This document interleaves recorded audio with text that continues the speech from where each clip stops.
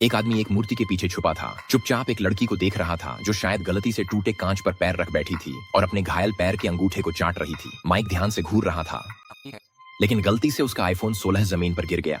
डर के मारे लड़की मुड़ी और अपने कमरे की ओर भाग गई और माइक भी जल्दी से वहां से चला गया। वह कोई डरावना झांकने वाला आदमी नहीं था। इसके विपरीत वह एक बेहतरीन प्राचीन वस्तुओं का मूल्यांकन करता और नीलामी उद्योग में अग्रणी व्यक्ति था। कोई नहीं जानता था कि उसके पास असल में कितने पैसे हैं, लेकिन उसके दोस्तों को पता था कि उसके पास एक गुप्त कमरा है जिसमें अनमोल पेंटिंग्स भरी हुई हैं।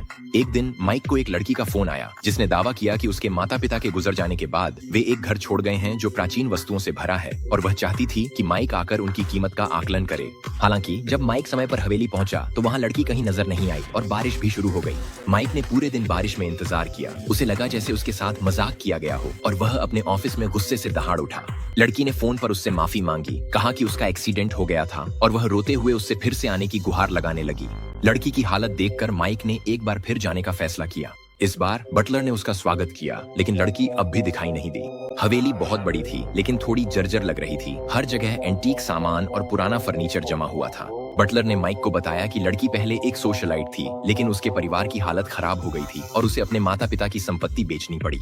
माइक ने हवेली में घूम घूम कर देखा, लेकिन उसे कोई खास कीमती चीज नहीं मिली। हालांकि नम बेसमेंट में उसे एक अजीब सा पुर्जा मिला।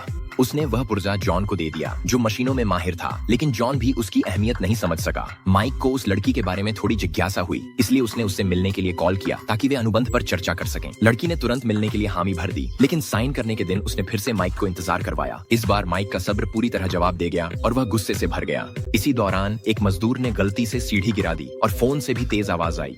आखिर हुआ क्या था? क्या लड़की वहीं मौजूद थी? माइक ने कॉल चालू रखी और आवाज का पीछा किया और वाकई में उसने लड़की को दीवार के पीछे छुपा हुआ पाया।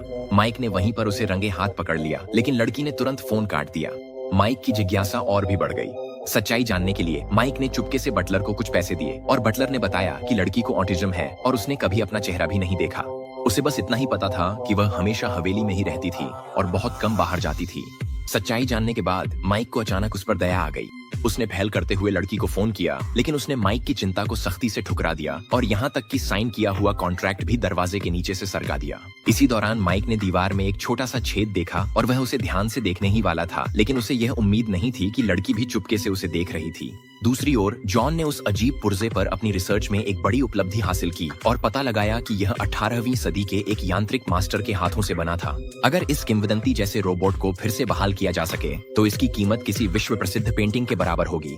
इसी समय बटलर ने हवेली की चाबियां माइक को सौंप दी, जिससे अब वह जब चाहे आ जा सकता था। चाबियां मिलने के बाद से माइक ने चुपचाप पुर्जे इकट्ठा करने शुरू कर दिए और साथ ही तरह तरह की रोजमर्रा की जरूरी चीजें भी लाने लगा ताकि अकेली रहने वाली लड़की की चुपचाप मदद कर सके। हालांकि इसी दिन जब वह हवेली में दाखिल हुआ तो उसने फर्श पर खून का एक बड़ा धब्बा देखा।